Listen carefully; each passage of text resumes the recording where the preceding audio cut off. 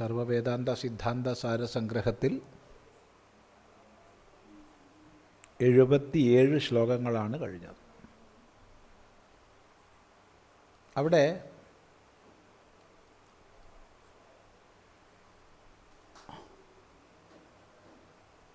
ഏതൊരു കാര്യവും ആരംഭിക്കുന്നത്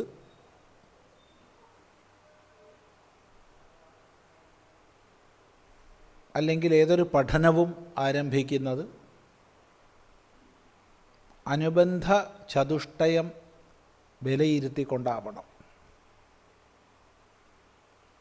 അതായത് ഒന്നാമത്തത്, ഞാനിതിന് അധികാരിയാണോ, എന്താണിതിൻ്റെ വിഷയം, എന്താണ് ഇതിൻ്റെ പ്രയോജനം,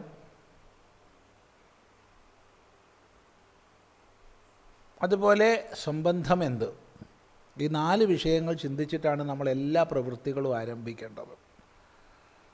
എല്ലാം എല്ലാവർക്കും ഉള്ളതല്ല.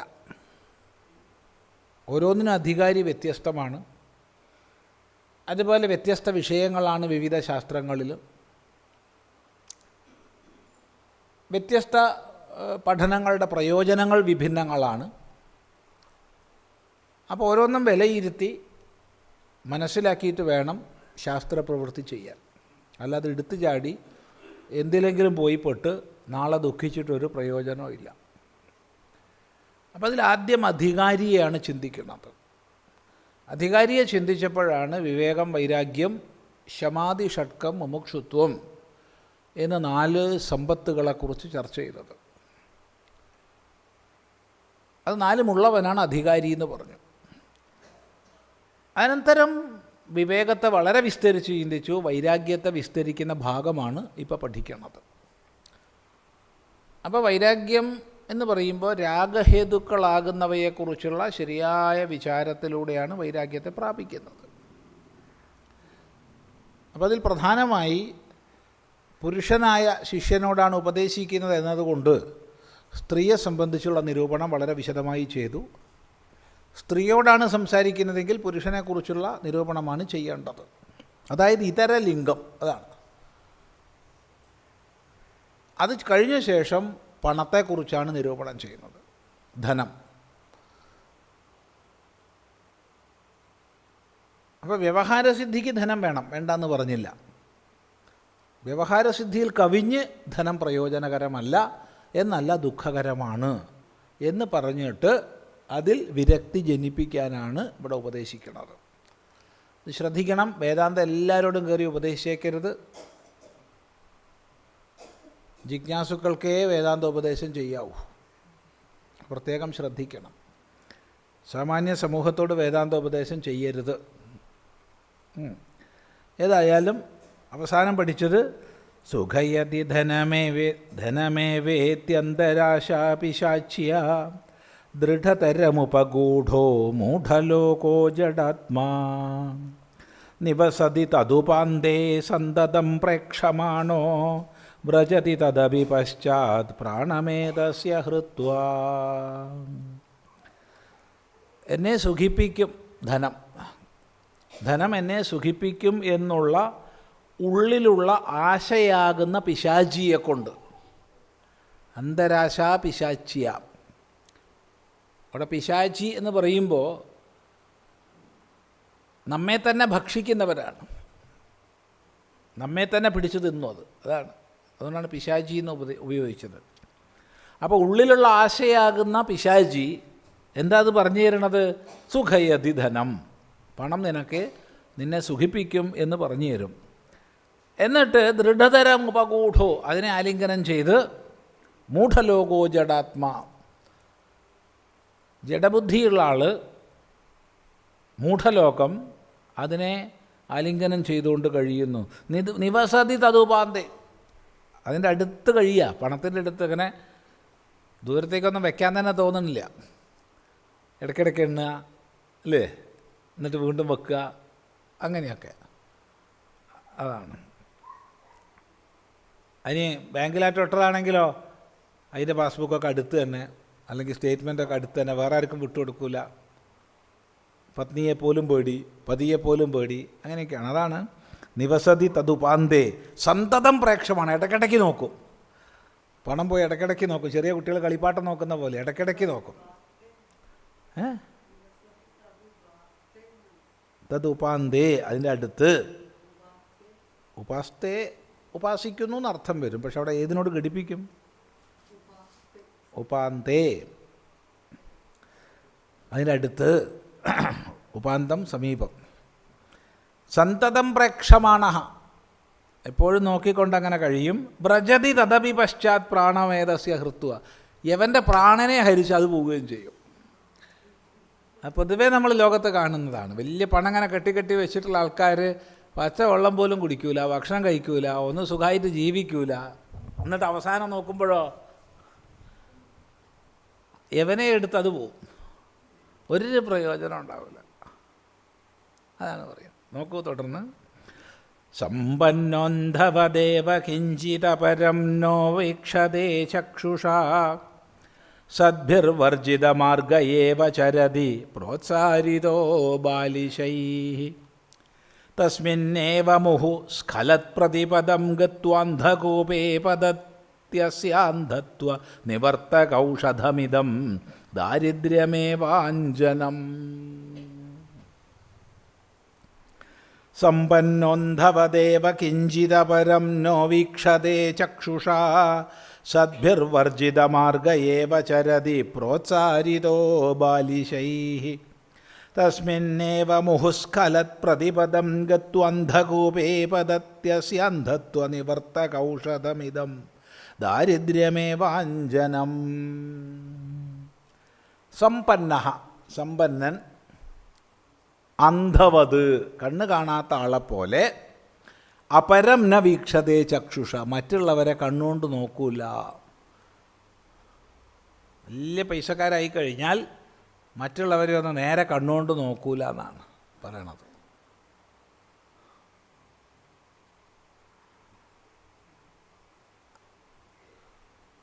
നോക്കിക്കഴിഞ്ഞാൽ അവർ വല്ലതും ചോദിക്കുമോ എന്നുള്ള പേടിയുണ്ടാവും അല്ലേ?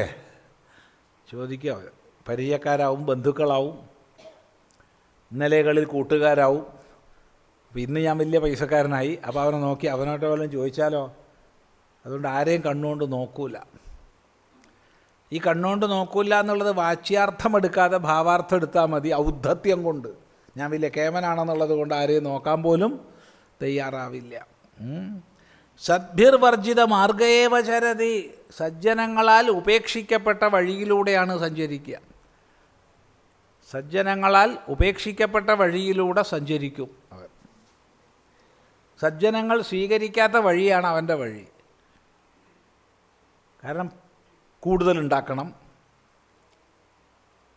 മറ്റ് പല ഭോഗങ്ങളിലും പെട്ട് സജ്ജനങ്ങളാൽ ആദരിക്കപ്പെടാത്ത മാർഗത്തെ അവലംബിച്ച് കഴിയുന്നു. പ്രോത്സാരിതോ ബാലിശൈഹി, ബാലിശന്മാരാൽ പ്രേരിപ്പിക്കപ്പെട്ടിട്ട്. അവ എപ്പോഴും പണക്കാരുടെ കൂടെ കുറച്ച് ബാലിശന്മാരുണ്ടാവും, ഒരു ശിങ്കിടികളുടെ ഒരു കൂട്ടം ഉണ്ടാവും. ആരായാലും ആ ശിങ്കിടികളാണ് പറഞ്ഞു കൊടുക്കുക, അത് ചെയ്തോളൂ, ഇത് ചെയ്തോളൂ. അവരുടെ ഉപദേശം അനുസരിച്ചാണ് ഇവർ പ്രവർത്തിക്കുക.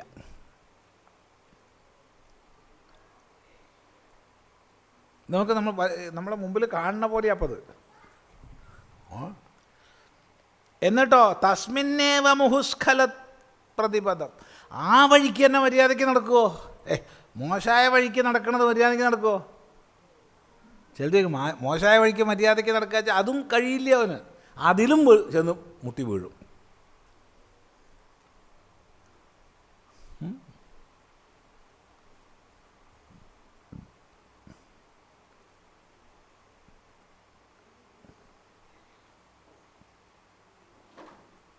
എന്നിട്ടോ ഗത്വാന്ധകൂപേ പദ്ധതി, അങ്ങനെ പോയിട്ട് പൊട്ടക്കിണറിൽ വീഴും.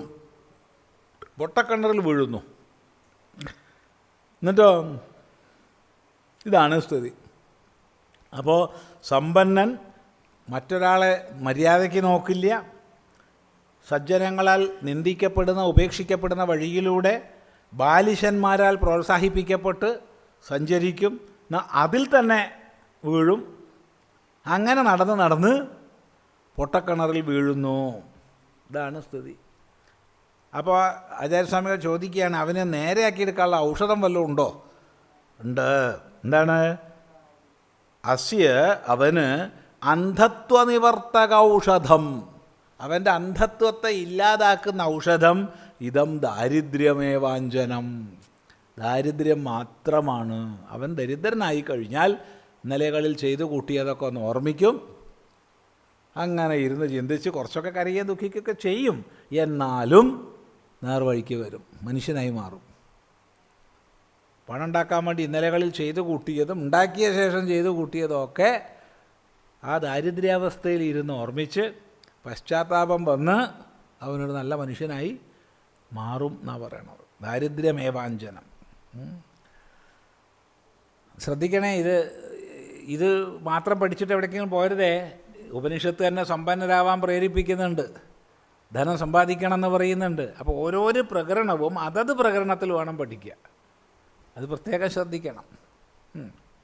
ഇതാണ് വേദാന്തം എന്ന് ആരും തെറ്റിദ്ധരിക്കരുത്. ഇത് വൈരാഗ്യം ജനിപ്പിക്കാൻ വേണ്ടിയിട്ടുള്ളത് മാത്രമാണ്. ലോഭക്രോധശ്ച ദംഭശ്ച മദോ മത്സര ഏവ ച വർദ്ധതേ വിത്തസംപ്രാപ്ത്യ കഥം തച്ചിത്തശോധനം.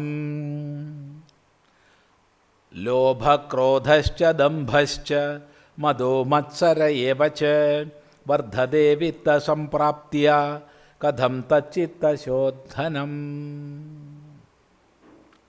ലോഭം, ക്രോധം, ദംഭം, മദം, മത്സരം. ഒന്ന് ലോഭം. എന്താ ലോഭം?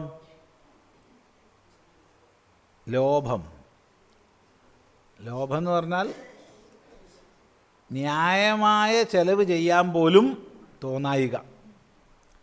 ഒരു ഭാഗത്ത് ഇനിയും വേണം എന്നുള്ള ആഗ്രഹമുണ്ട്, അതൊരു ഭാഗത്ത്. മറ്റൊരു ഭാഗത്ത് ന്യായമായി ചെയ്യേണ്ടത് പോലും ചെയ്യാൻ തോന്നില്ല. ചില്ലാനുണ്ട്, എന്നാൽ ഒരു വെള്ളം കുടിക്കാമെന്ന് ചോദിച്ചാലോ അത് തൽക്കാലം വേണ്ട, ദാഹില്ലാഞ്ഞിട്ടൊന്നും അല്ല, അതിനൊരു കുപ്പിക്ക് ഇത്ര ഉറുപ്പ്യ കൊടുക്കണ്ടേ, വേണ്ട. അതാണ് ലോഭം. ക്രോധശ്ച, ക്രോധം ആരെങ്കിലും തൻ്റെ സങ്കല്പത്തിനെതിര് നിൽക്കുമ്പോഴോ അങ്ങനെ പലതരത്തിൽ ക്രോധം വർദ്ധിക്കും. ദംഭം, ഞാൻ കേവനാണ്, ധർമ്മധ്വജിത്വം എന്നൊക്കെ പറയും ദംഭത്തിന്. മറ്റുള്ളവരെ താഴ്ത്തിക്കെട്ടുക എന്നല്ല, ഞാൻ വലിയ കേമനാണെന്ന് നാലാളെ കാണിക്കാൻ വേണ്ടിയിട്ടുള്ള തത്രപ്പാടുകൾ ഒക്കെ ദംഭത്തിൻ്റെ ഭാഗമായിട്ട് വരും. മതം ദുരഹങ്കാരം, മതം ദുരഹങ്കാരം. മാത്സര്യം, മറ്റുള്ളവരുമായി മത്സരഭാവം, ഞാൻ ജയിക്കണം, ഞാനാണ് കേവൻ എന്ന് കാണിക്കാനുള്ള ത്വര. ഇതൊക്കെ വർദ്ധതേ വിത്തസംപ്രാപ്തിയ, ധനസംപ്രാപ്തി കൊണ്ട് ഇതൊക്കെ വർദ്ധിക്കുന്നു എന്നാണ് പറയുന്നത്. കഥം തച്ചിത്തശോധനം, അതെങ്ങനെയാണ് ചിത്തശോധന ആവുക? അതെങ്ങനെയാണ് അന്ധകരണത്തെ ശുദ്ധീകരിക്കുക എന്ന് ചോദിച്ചാൽ അതിൻ്റെ അർത്ഥം അത് അന്ധകരണത്തെ ശുദ്ധീകരിക്കുന്നില്ല എന്നാണ്. ഇത് പഠിക്കുമ്പോൾ തന്നെ നമ്മൾ സമ്യക്കായ ദൃഷ്ടി വേറെ വേണേ. ധർമാചരണത്തിന് അർത്ഥം വേണം, ധർമ്മത്തിലൂടെ ചിത്തശോധന ഉണ്ടാവൂ എന്നുള്ളത് വേറെ സന്ദർഭത്തിൽ പഠിക്കും. അതും ഇതും വിരുദ്ധമായി തോന്നരുത്. ഇത് വേദാന്ത വിദ്യാർത്ഥിക്ക് വിരക്തിജനകമായിട്ടുള്ള ഉപദേശമാണ്, അത് പ്രത്യേകം ശ്രദ്ധിക്കണം. അലാഭാദ്വിഗുണം ദുഃഖം വിത്തസ്യ വ്യയസംഭവേ തതോപി ത്രിഗുണം ദുഃഖം ദുർവ്യയേ വിദുഷാമപി. അലാഭാദ്വിഗുണം ദുഃഖം വിത്തസ്യ വ്യയസംഭവേ. വിത്തസ്യ വ്യയസംഭവേ, പണത്തിൻ്റെ ചിലവ് വരുമ്പോൾ എന്താ സംഭവിക്കുന്നത്? അലാഭാദ്വിഗുണം ദുഃഖം, കിട്ടാതിരുന്നപ്പോൾ ഉള്ളതിൻ്റെ ഇരട്ടി ദുഃഖം ഉണ്ടാവും. പണം കിട്ടാതിരിക്കുമ്പം ദുഃഖം അല്ലേ, അയ്യോ പണം കിട്ടിയില്ല എന്നുള്ള ദുഃഖം ഉണ്ടാവും. ആ ദുഃഖത്തിൻ്റെ ഇരട്ടി ദുഃഖമാണെന്ത്? ചിലവ് വരുമ്പോൾ, അയ്യോ ചിലവായി പോണല്ലോ എന്നുള്ള വിഷമാവും. അത് ശരിയാ. ഇപ്പം മിഠായി കണ്ടാൽ കുട്ടികളാകുമ്പോൾ, ചെറിയ കുട്ടികളാകുമ്പോൾ റൗണ്ട് മിഠായി കണ്ടാൽ കൊതിയായി. അത് വാങ്ങണമെങ്കിൽ എന്ത് വേണം? പൈസ വേണം. ഒരു പൈസയ്ക്ക് 2 അണ്ടി കശുവണ്ടി. അതൊരു വിധം തിരപ്പെടുത്തി ഇത് വാങ്ങിക്കഴിഞ്ഞാലോ പിന്നെ തീർന്നു പോണതാ ദുഃഖം. ഇന്ന് നക്കിയിട്ട് പൊതിഞ്ഞ് ട്രൗസേഴ്സിൻ്റെ പോക്കറ്റിൽ വെക്കും, കുറച്ച് നേരം കഴിഞ്ഞ് ഒന്നും കൂടി നക്കും, പിന്നെ പോക്കറ്റിൽ വെക്കും, അല്ലേ? ഞാൻ ഓർമ്മിക്കുന്നുണ്ട് അസലായിട്ട്. ചിലപ്പോൾ ഒറ്റ മിഠായി ദിവസങ്ങളോളമൊക്കെ നിൽക്കും. കാരണം ചിലവായി പോയാലോ, അതാണ്. അപ്പോൾ ചിലവായി പോകുമ്പോഴുള്ള ദുഃഖം സമ്പാദിക്കാനുള്ള ദുഃഖത്തേക്കാൾ ഇരട്ടി. തതോപി ത്രിഗുണം ദുഃഖം, അതിനേക്കാൾ 3 ഇരട്ടി ദുഃഖമാണ് ദുർവ്യയേ വിദുഷാമപി. അയ്യോ വേണ്ടാണ്ട് ചിലവായി പോയല്ലോ. അമ്പലക്കാരൻ പിരിവിന് വന്നു, സ്വാമി വന്നു, ദക്ഷിണ കൊടുക്കേണ്ടി വന്നു, ആശ്രമത്തേക്ക് കൊടുക്കേണ്ടി വന്നു എന്നൊക്കെ പറഞ്ഞാൽ എന്തായി? ദുർവ്യയം. അത് 3 ഇരട്ടി ദുഃഖം. ഈ പഹയൻ എന്തിനാ ഇന്ന് വന്നത് എന്ന് തോന്നുകയായി. റസീറ്റും കൊണ്ട് വന്നല്ലോ എന്ന് തോന്നുകയായി. കള്ളം പറയാനും വയ്യ, ഇല്ലയെന്ന് പറയാനും വയ്യ. ആകെ പ്രശ്നം തന്നെ. ദുർവ്യയേ. അതൊരാളിവിടെ, നമ്മൾ തന്നെ ഇവിടെ ഈ ക്ലാസ്സിൽ പറഞ്ഞിരുന്നു, അനാവശ്യമായ ചിലവുകൾ ഒഴിവാക്കണം, അനാവശ്യമായ ചിലവുകളൊക്കെ ഒഴിവാക്കണം. ഈ ക്ലാസ് തന്നെയാണ് പറഞ്ഞത്. അന്ന് അയാൾ റൂമിൽ വന്ന് പറഞ്ഞു, സ്വാമി ഞാൻ മാസത്തിലൊരു 200 റുപ്യ ആശ്രമത്തിൽ കൊടുക്കുന്നുണ്ട്, അത് നിർത്താൻ തീരുമാനിച്ചു. പറയടാ എനിക്ക് തന്നെ അടിച്ചല്ലോ നീ. എല്ലാ മാസവും ഞാൻ 200 റുപ്യ കൊടുക്കാറുണ്ട് സ്വാമി ആശ്രമത്തിൽ, അത് വേണ്ടാൻ തീരുമാനിച്ചു, കൊടുക്കണില്ല. സത്യമായിട്ടും കഥയല്ല അത്. തമാശല്ല, അയാൾ നിർത്തി. തമാശയൊന്നുമല്ല. ക്ലാസ് നിർത്തിയില്ല, ആൾ ഇപ്പോഴും വരാറുണ്ട്. ഇന്നിവിടെ ഇല്ല. അപ്പോൾ അതാണ് ദുർവ്യയം വരുമ്പോൾ 3 ഇരട്ടി ദുഃഖം. അപ്പോൾ ചുരുക്കി പറഞ്ഞാൽ ഈ പണം എന്നുള്ളത് വ്യവഹാരത്തിന് പണം വേണം, ഇല്ലാണ്ട് ഒരു തരത്തിലും പറ്റില്ല. ഇപ്പോൾ ഈ പറയണ നിങ്ങൾ വർദ്ധിച്ച് കേൾക്കണമെങ്കിൽ ഇത് പ്രവർത്തിക്കണം, ഇത് പ്രവർത്തിക്കണമെങ്കിൽ കറണ്ടിന് ബില്ല് അടയ്ക്കണം, പൈസ വേണം. പൈസ വേണ്ടെന്ന് പറഞ്ഞാൽ ശരിയാവില്ല. പക്ഷേ ആ വ്യവഹാരത്തിൽ കവിഞ്ഞ് പൈസ കൊണ്ട് ഒരർത്ഥവുമില്ല. ഇത് നമ്മളെല്ലാവരും മനസ്സിലാക്കിയാൽ നല്ലതാണ്. ഇത് മനസ്സിലാക്കാനാണ് പണി. കാരണം ഇതിന് എന്തോ ഒരു പ്രത്യേക ഒരു കഴിവുണ്ട്, ഇതിന് സമ്പാദിക്കാനുള്ളൊരു ഒരു ത്വര ജനിപ്പിക്കുക. വെള്ളം കുടിക്കൂല, കഷ്ടം. എന്താ ആലോചിച്ച് നോക്കൂ. പല പലഹാരങ്ങളൊക്കെ കാണുമ്പോൾ കഴിക്കണം എന്നൊക്കെ ആഗ്രഹം ഉണ്ടാവും, പക്ഷേ തോന്നൂല വാങ്ങാൻ. പിന്നെ എന്തിനാണ് എടുത്തു വെക്കണ?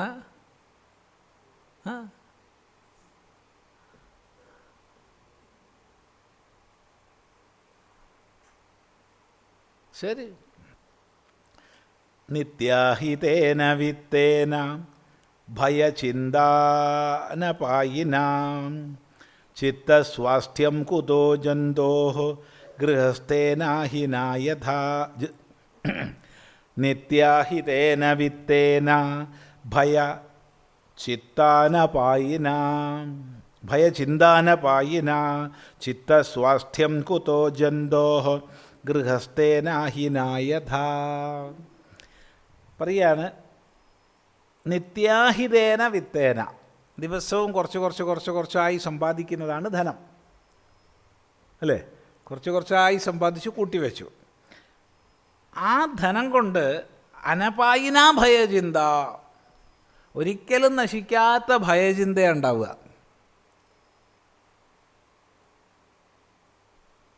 ആരെ ഭയം? നേരത്തെ പറഞ്ഞത്, രാജാവിനെ ഭയം, കള്ളനെ ഭയം, മക്കളെ ഭയം, അതെല്ലാം മുഴുവൻ ഭയം നേരത്തെ പറഞ്ഞു. അതാണ് ഭയചിന്ത. അനപായിന, നശിക്കാത്ത ഭയചിന്ത, അനപായി ആയിട്ടുള്ള ഭയചിന്ത. ഏതുപോലെ? ഗൃഹസ്ഥേന അഹീനായഥ, വീട്ടിൻ്റെ ഉള്ളിൽ ഒരു വിഷപ്പാമ്പിനെ കണ്ടാൽ എന്താ? വീട്ടിൻ്റെ ഉള്ളിൽ ഗൃഹസ്ഥേന അഹിന, വീട്ടിനുള്ളിലുള്ള വിഷപ്പാമ്പിനെ പോലെ. നമ്മളിപ്പോൾ വീട്ടിൽ വാതിലൊക്കെ അടച്ച്, ജനവാതിലൊക്കെ അടച്ച് സുഖമായിട്ട് സ്വസ്ഥമായിട്ട് ഒരു ശത്രു അകത്തില്ല എന്ന് വിചാരിച്ചിട്ടാണ് കഴിയണത്. നോക്കുമ്പോഴാണ് വലിയൊരു മൂർഖൻ അകത്ത്. പിടിക്കാൻ ധൈര്യമുണ്ടോ? ഇല്ല. അതിൻ്റെ അടുത്ത് പോയി ഓടിക്കാൻ ധൈര്യമുണ്ടോ? ഇല്ല. അത് വീട്ടിൽ തന്നെ ഇരിക്കുകയാണ്. അപ്പോൾ എന്താവും? അതുപോലെയാണ് സമ്പാദിച്ച ധനം കൂട്ടിവെച്ചാൽ. സമ്പാദിക്കുക ചിലവഴിക്കുക അവനെപ്പോഴും സ്വസ്ഥതയായിരിക്കും, എപ്പോഴും സന്തോഷമായിരിക്കും. ആര് കൂട്ടി വെക്കേണ്ട അവർക്ക് ദുഃഖമായിരിക്കും. അത് മുഖം കണ്ടാൽ മനസ്സിലാവും.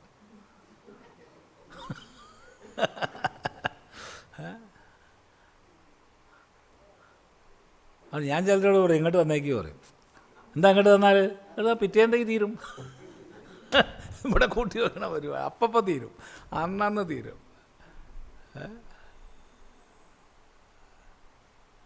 ശരി. കുതഹ ചിത്തസ്വാസ്ഥ്യം, ഇതിൽ എവിടുന്നാണ് മനസ്സമാധാനം ഉണ്ടാവുക എന്നാണ് ചോദിക്കണേ.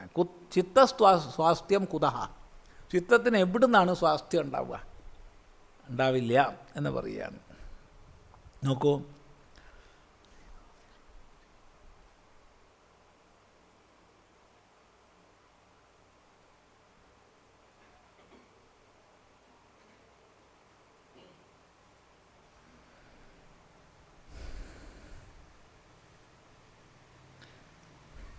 കാന്താരേ വിജനേ വനേ ജനപദേ സേതൗ നിരീതൗ ച വാ ചോരൈർവാപി തഥേതരൈർ നരവരൈഃ യുക്തോ വിയുക്തോപി വാ നിസ്വസ്വസ്ഥതയാ സുഖേന വസതി ഹ്യാദ്രീയമാണോ ജനൈഃ ക്ലിശ്നാത്യേവ ധനീ സദാ കുലമതി ഭീതശ്ച പുത്രാദപി.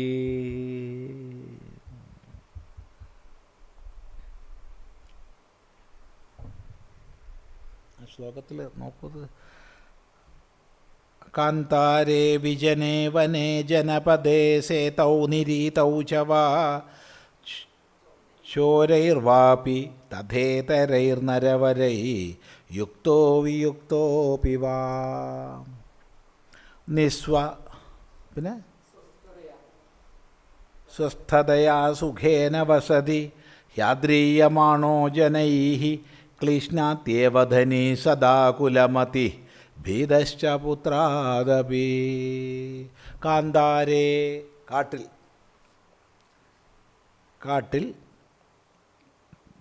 വിജനേ, വിജനമായ ഭൂപ്രദേശത്ത്, ഒറ്റപ്പെട്ട പ്രദേശത്ത്, വനേ, വീണ്ടും കാട് തന്നെയാണ്. എന്താ 2 പ്രാവശ്യം വനവും കാന്താരവും വന്നത്?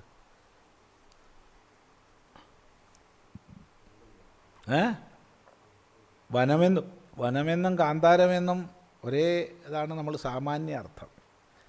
വിശേഷമായിട്ട് എന്തോ അർത്ഥഭേദം ഉണ്ടോയെന്ന് തോന്നുന്നില്ല. കാരണം കാന്താരം എന്ന് പറഞ്ഞാൽ വനാണ്, വനം എന്ന് പറഞ്ഞാലും വനാണ്. അവിടെ എന്തോ ഒരു പാഠഭേദം സംഭവിച്ചിട്ടുണ്ടോയെന്ന് അറിയില്ല.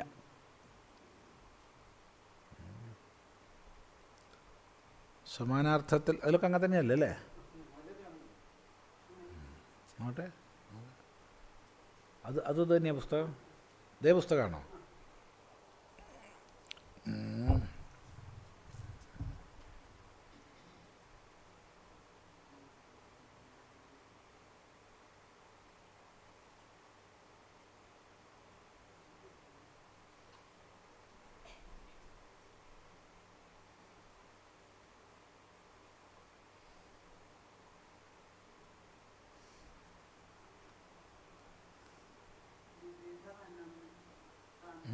അങ്ങനെ ആ അർത്ഥം അവിടെ എടുത്തത്.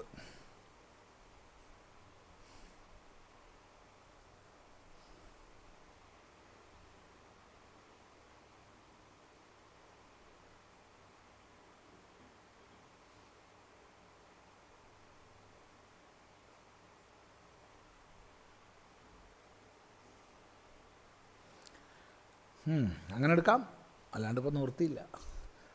കാന്താരം എന്നുള്ളതിന് കൊടുങ്കാട് എന്ന് എടുക്കുക, വനം എന്നുള്ളതിന് സാമാന്യ കാടെന്ന് എടുക്കുക. അതൊരു സുഖമില്ല. പക്ഷേ അതൊരു സുഖമില്ല അർത്ഥം പറയുമ്പോൾ.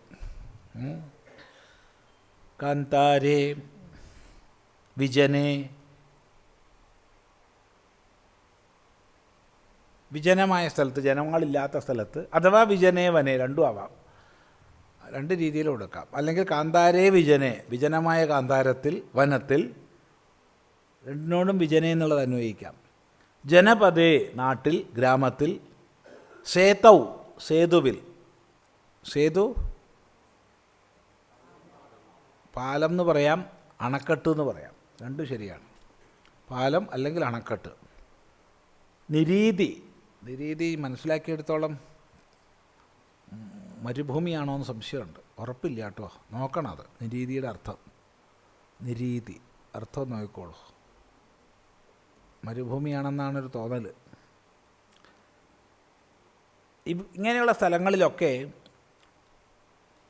കള്ളന്മാരാലോ ശ്രേഷ്ഠന്മാരാലോ ചേർന്നാലും ചേർന്നില്ലെങ്കിലും രണ്ട് തരത്തിൽപ്പെട്ട ജനങ്ങൾ, ഒന്ന് ചോരന്മാർ അല്ലെങ്കിൽ നരവരന്മാർ, നല്ല ശ്രേഷ്ഠന്മാരായ മനുഷ്യന്മാർ. രണ്ട് സാധ്യതകളാണ്. ഒന്ന് അവരോട് ചേരുക അല്ലെങ്കിൽ ചേരാതിരിക്കുക, രണ്ടായാലും. ഇപ്പോൾ സാധാരണഗതിയിൽ കള്ളന്മാരോട് കൂടി ചേർന്നാൽ ഭയം ഉണ്ടാവും, കള്ളന്മാരോട് ചേരാതിരുന്നാൽ ഭയം ഉണ്ടാവില്ല.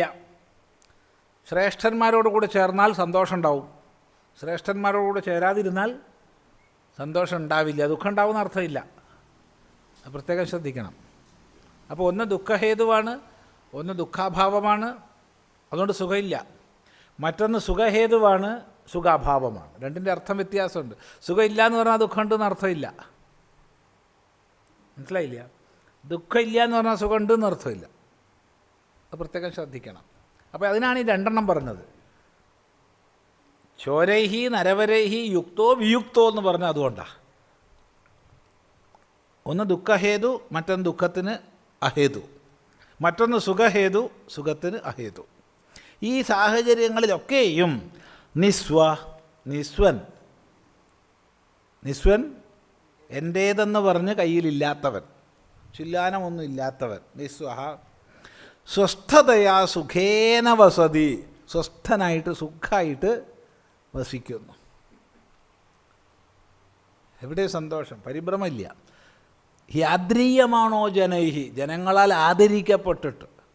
എല്ലാ ജനങ്ങളും ആദരിക്കും, കാരണം സുഖമായിട്ട് വസിക്കുന്നവനെ ജനങ്ങൾ ആദരിക്കും, സ്വസ്ഥനായിട്ടുള്ളവനെ ജനങ്ങൾ ആദരിക്കും.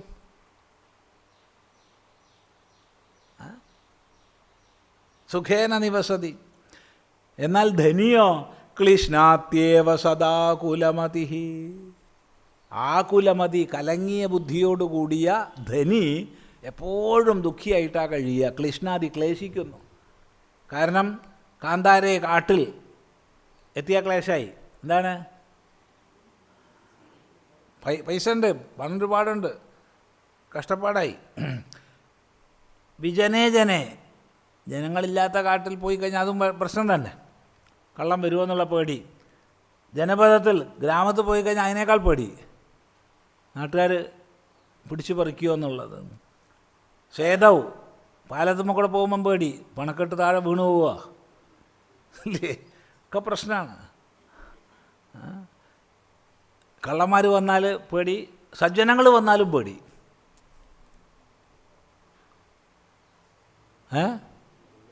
എന്താ വെച്ചാൽ വല്ല ദക്ഷിണയും കൊടുക്കേണ്ടി വരുമോ, അല്ലെങ്കിൽ വല്ലതും ചോദിക്കുകയോ എന്നുള്ള പേടിയായില്ലേ? ഇല്ല, അതെ, ഒക്കെ പ്രശ്നമാണ്.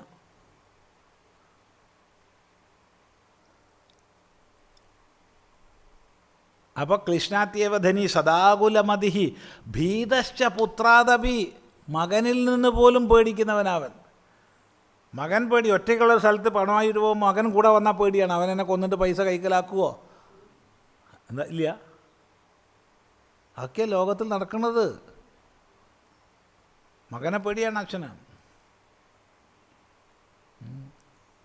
മകൻ കുറച്ച് വലുതാവണവരെ പേടിയില്ല, കാരണം അച്ഛനാണ് അടിച്ചാൽ ജയിക്കുക. ഇപ്പം മകൻ നല്ല ആരോഗ്യമായി, അച്ഛൻ കുറച്ച് വയസ്സായി, ഇപ്പം ആരെയാ പേടി? അച്ഛന് മകനെ പേടി. സത്യമാണത്, വെറുതെ ഇല്ലയെന്ന് വേണ്ടൊന്നും കാര്യമില്ല.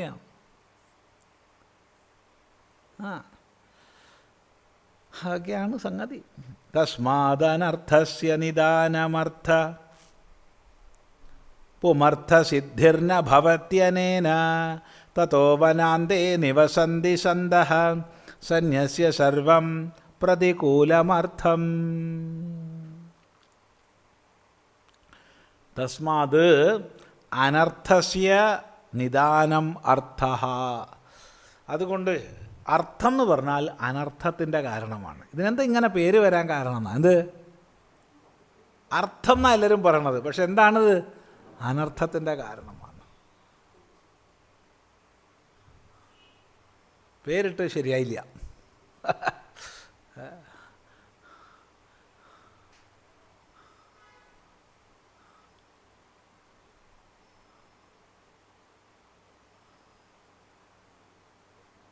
അതാണ് പറയുന്നത് തസ്മാത് അനർത്ഥസ്യ നിദാനം അർത്ഥ.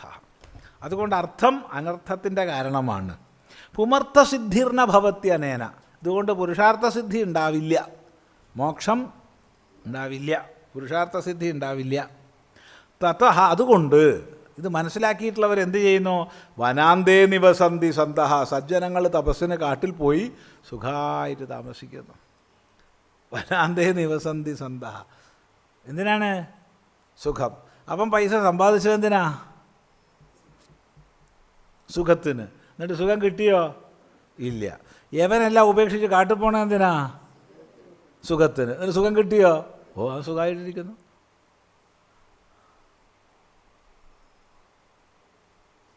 അതാണ് തതഃ വനാന്തേ നിവസന്തി സന്തഃ സന്യസ്യ സർവം പ്രതികൂലമർത്ഥം. പ്രതികൂലമായ ധനരാശിയെ മുഴുവൻ ഉപേക്ഷിച്ചിട്ട് സുഖമായിട്ട് സന്യസിച്ച് കാട്ടിൽ കഴിയുന്നു സന്തോഷമായിട്ട്.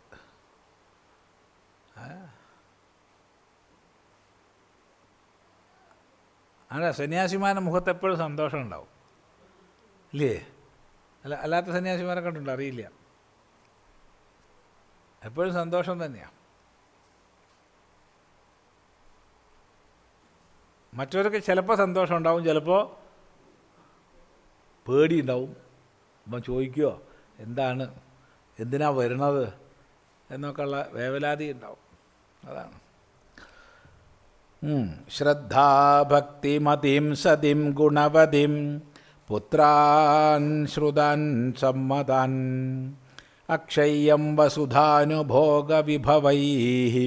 ശ്രീസുന്ദരം മന്ദിരം സർവം നശ്വരമിത്യവേത്യ കവയഃ ശ്രുത്യുക്തിഭിർയുക്തിഭിഃ സന്യസ്യന്ത്യപരേ തു തത്സുഖമിതി ഭ്രാമ്യന്തി ദുഃഖാർണവേ. ശ്രദ്ധാഭക്തിമതിം സതിം ഗുണവതിം പുത്രാൻ ശ്രുതാൻ സമ്മതാൻ അക്ഷയ്യം വസുധാനുഭോഗവിഭവൈഃ ശ്രീസുന്ദരം മന്ദിരം സർവം നശ്വരമിത്യവേത്യ കവയഃ ശ്രുത്യുക്തിഭിർയുക്തിഭിഃ സന്യസ്യന്ത്യപരേ തു തത്സുഖമിതി ഭ്രാമ്യന്തി ദുഃഖാർണവേ. ഇതിപ്പോൾ എല്ലാവരെയും പിടിച്ച് സന്യസിപ്പിക്കുന്ന തോന്നണത്. പറയുകയാണ് ശ്രദ്ധാഭക്തിമതിയും സതീം ഗുണവതീം. സതീം പത്നിയെ, സതിയെ പത്നിയെ. ആരെ? ശ്രദ്ധാഭക്തിയുള്ളവളായ, വളരെ ശ്രദ്ധയും ഭക്തിയും ഒക്കെയുള്ള സൽസ്വഭാവിയായ പത്നി. ഇതിലിപ്പോൾ എന്താ വേണ്ടത് അല്ലേ? അതാണ് ശ്രദ്ധയും ഭക്തിയുമുള്ള പത്നി. എങ്ങനെയുള്ളവൾ? ഗുണവതിയും, എല്ലാ ഗുണവും തികഞ്ഞവൾ. അങ്ങനത്തെ ഒന്നും സങ്കല്പിക്കാൻ പറ്റില്ല.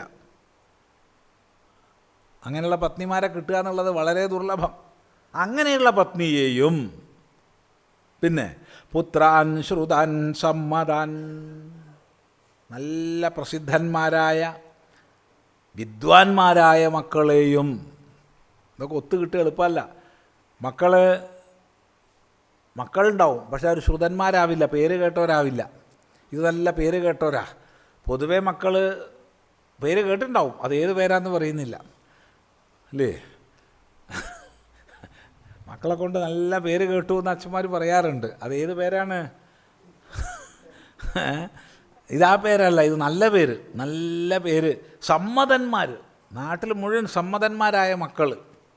ആ മക്കളെയും അക്ഷയ്യം വസുധാനുഭോഗ വിഭവൈഃ, ഒരിക്കലും ക്ഷയിക്കാത്ത അനേക പ്രകാരം ഉപഭോഗത്തിന് സമർത്ഥമായ ഭൂമിയെയും ശ്രീസുന്ദരം മന്ദിരം, ഐശ്വര്യയുക്തമായ ഗൃഹത്തെയും, ശ്രീസുന്ദരമായ മന്ദിരം, മന്ദിരം വീട്, അങ്ങനെയുള്ളതിനെയും. അപ്പോൾ ആരെയൊക്കെയാണ് ഉപേക്ഷിക്കുന്നത്? എല്ലാ ഗുണങ്ങളും തികഞ്ഞ ശ്രദ്ധാഭക്തിമതിയായ പത്നിയെയും സമ്മതന്മാരായ മക്കളെയും സകല ഉപഭോഗത്തിനും യോഗ്യമായ സമ്പത്തിനെയും ഐശ്വര്യസുന്ദരമായ ഗൃഹത്തെയും സർവം നശ്വരമിത്യവേത്യ, ഇതെല്ലാം നശ്വരമാണെന്ന് മനസ്സിലാക്കിയിട്ട്, ഇതെല്ലാം നശ്വരമാണെന്ന് മനസ്സിലാക്കിയിട്ട് കവയഃ, വിദ്വാൻമാർ എന്തുകൊണ്ട് മനസ്സിലാക്കി? ശ്രുതിയുക്തിഭിഹി, ശ്രുത്യുക്തിഭിഹി യുക്തിഭിഹി, ശ്രുതിവാക്യങ്ങളെ കൊണ്ടും യുക്തികളെ കൊണ്ടും മനസ്സിലാക്കി.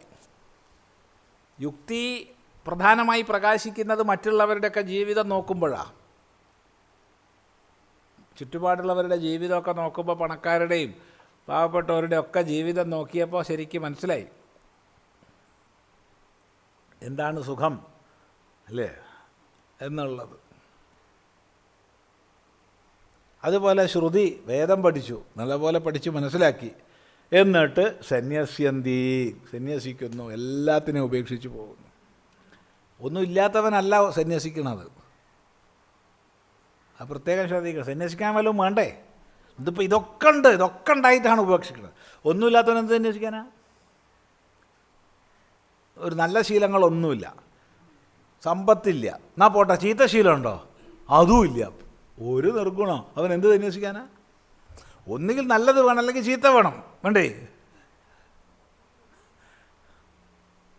ഒന്നുകിൽ ഒരുപാട് പണമുണ്ട്, അതുണ്ട്, ഇതുണ്ട്, പ്രതാപമുണ്ട്, അല്ലെങ്കിൽ ഞാൻ 4 കാലിൽ നടക്കുകയാണ്, മദ്യപാനവും ചെയ്ത്, എന്തെങ്കിലും ഒന്ന് വേണം, എന്നാൽ ഉപേക്ഷിക്കുക. ഇത് ഒന്നും ഉപേക്ഷിക്കാറില്ല, അത് വിചാരിക്കരുത്. എല്ലാം ഉള്ളവരാണ് ഉപേക്ഷിക്കുന്നത്.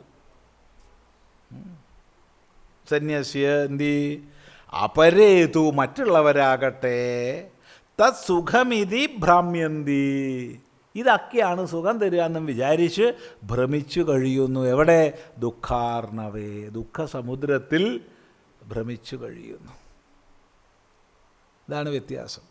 ഒരു കൂട്ടർ ആനന്ദമഗ്നരായിട്ട് കഴിയുന്നു, മറ്റേ കൂട്ടർ ദുഃഖാർണവത്തിൽ കഴിയുന്നു. ദുഃഖാർണവത്തിൽ കഴിയുന്ന ഇതാ സുഖം എന്ന് വിചാരിച്ചിട്ടാണ്, അതതിൻ്റെ തമാശ.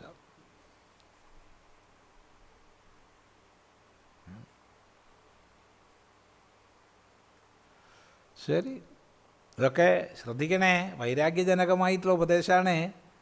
ഇതൊന്നും എല്ലാവരോടും കയറി ഉപദേശിക്കരുതേ.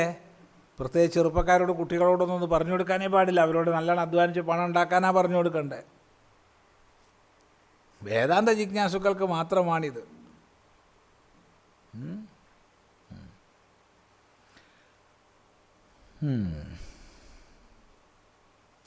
സുഖമിതി മലരാശൗ യേരമന്ദേത്ര ഗേഹേ കൃമയ ഇവ കളത്ര ക്ഷേത്രപുത്രാനുഷക്തിയാ സുരപദൈവ തേഷാം നൈവ മോക്ഷപ്രസംഗഃ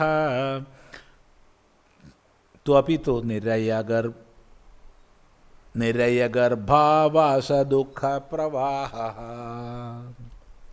സുഖമിതി മലരാശൗ യേരമന്ദേത്ര ഗേഹേ കൃമയ ഇവ കളത്ര ക്ഷേത്രപുത്രാനുഷക്തിയാ സുരപദ ഇവ തേഷാം നൈവ മോക്ഷപ്രസംഗഃ ത്വപി തു നിരയഗർഭാവാസദുഃഖപ്രവാഹഃ.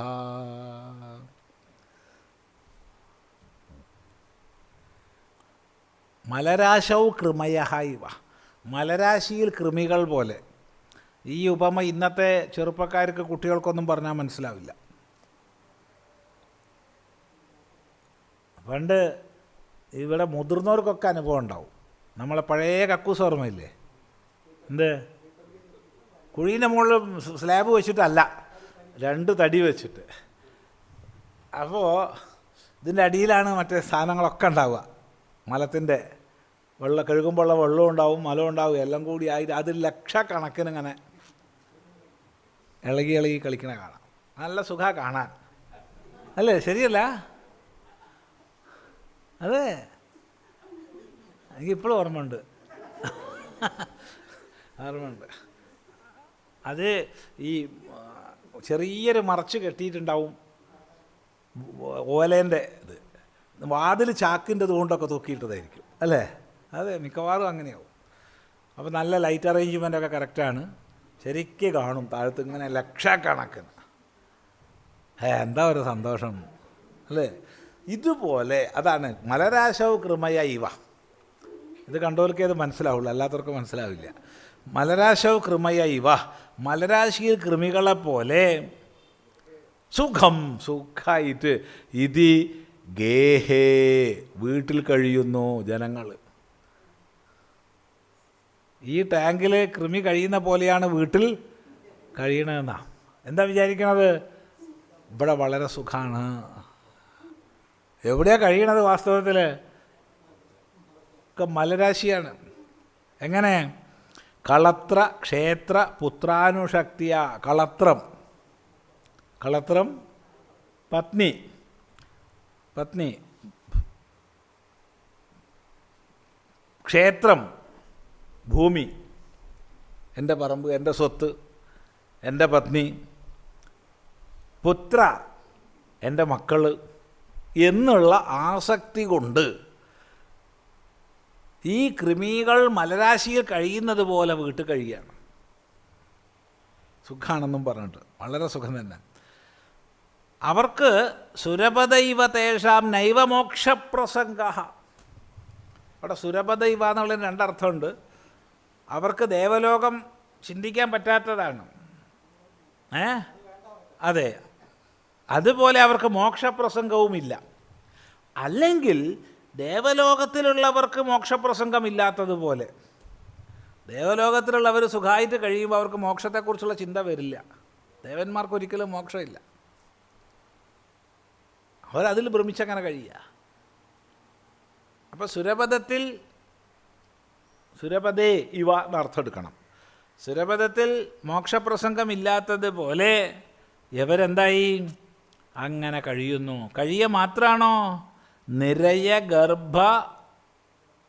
ഗർഭാവാസ ദുഃഖപ്രവാഹ. നിരയം നരകം, വീണ്ടും ഗർഭാവാസം. നരകത്തിൽ പോയി പിന്നെ വീണ്ടും ജനിച്ചു അമ്മയുടെ വയറ്റിൽ, പിന്നെയും ദുഃഖം, പിന്നെയും നരകം, പിന്നെയും അമ്മയുടെ വയറ്റിൽ വന്ന് ജനിച്ചു. ജന്മങ്ങളിങ്ങനെ കഴിഞ്ഞു പോവുക. ഇതിൻ്റെ പ്രവാഹം സംഭവിക്കുന്നു. ആ പ്രവാഹത്തിലാണ് നമ്മൾ പെട്ടുപോണത്. എന്നാലും സുഖം തന്നെ അല്ലേ?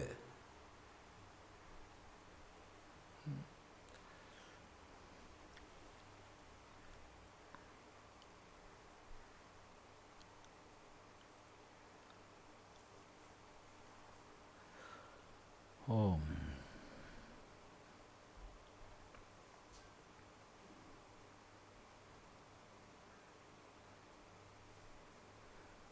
ഏഷാമാശാ നിരാശാ സ്യാദ് ദാരാപത്യധനാദിഷു തേഷാം സിദ്ധ്യതി നാന്യേഷാം മോക്ഷാശാഭിമുഖീ ഗതി. പറയാണ് യേഷാം ആശാ നിരാശ. ആരുടെ ആശകളൊക്കെ നിരാശയായി മാറിയിരിക്കുന്നുവോ. നിരാശ എന്ന് പറഞ്ഞാൽ മലയാളത്തിലെ നിരാശയല്ലേ? മലയാളത്തിലെ നിരാശ നല്ലതല്ല, സംസ്കൃതത്തിലെ നിരാശയാണ്. ആശകൾ ഒഴിഞ്ഞ അവസ്ഥ. അപ്പോൾ ആശകളൊക്കെ പോയി നിരാശയായി, ആശയില്ലാത്ത അവസ്ഥയായി. എവിടെ? ദാരാപത്യധനാദിഷു. ദാരം പത്നി, അപത്യം മക്കൾ, ധനം പണം തുടങ്ങിയവയിൽ. തുടങ്ങിയവ എന്ന് പറഞ്ഞാൽ ഓരോരുത്തർക്കും ഓരോന്നായിരിക്കും ഇല്ലേ?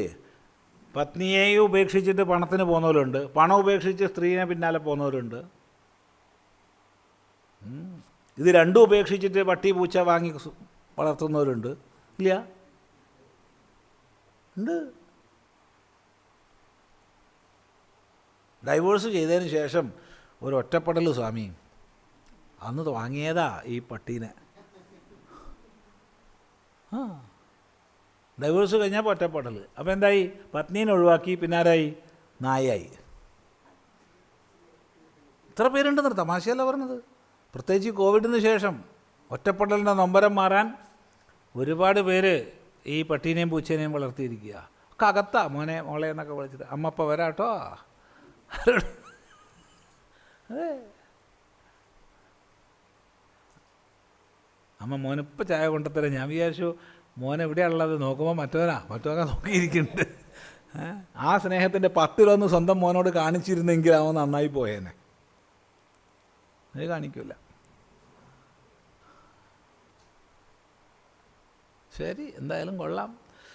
അപ്പോൾ ആശയൊക്കെ പോയി. ഏതിൽ? ധാരാപത്യ ധനാദിഷു തേഷാം സിദ്ധ്യന്തി മോക്ഷാശാഭിമുഖീഗതി. അവർക്കാണ് മോക്ഷാശാഭിമുഖി, മോക്ഷത്തിലേക്കുള്ള ആശ ദിക്ക് മാർഗം, അതിനഭിമുഖമായ മോക്ഷമാർഗത്തിന് അഭിമുഖമായ ഗതി അവർക്കാണ് ലഭിക്കുന്നതിന് അന്വേഷണം വേറെ ആർക്കും കിട്ടില്ല. അപ്പോൾ ആരിൽ നിരാശയുണ്ടോ? ആവർത്തിക്കുന്ന മലയാളത്തിലുള്ള നിരാശയല്ലേ, ആശകൾ ഒഴിഞ്ഞ അവസ്ഥ, അവർക്കാണ് മോക്ഷാഭിമുഖ്യമായ ഗതി ഉണ്ടാവുന്നത്. അതുകൊണ്ട് ഈ ആശയെ നീ ഉപേക്ഷിക്കൂ, ആശയെ ജയിക്കൂ എന്നർത്ഥം.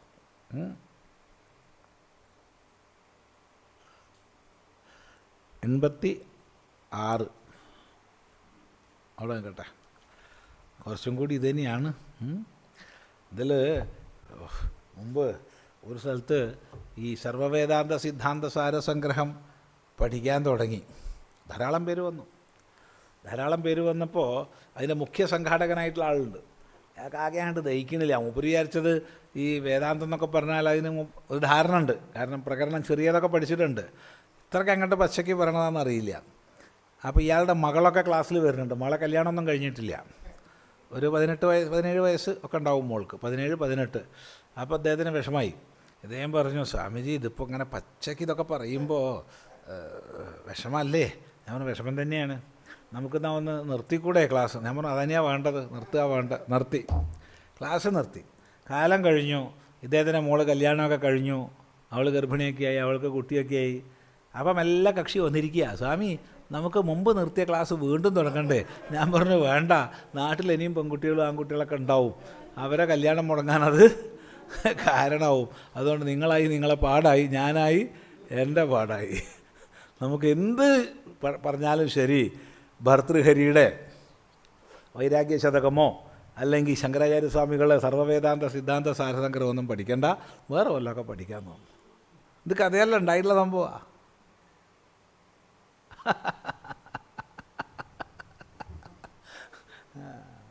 ശരി.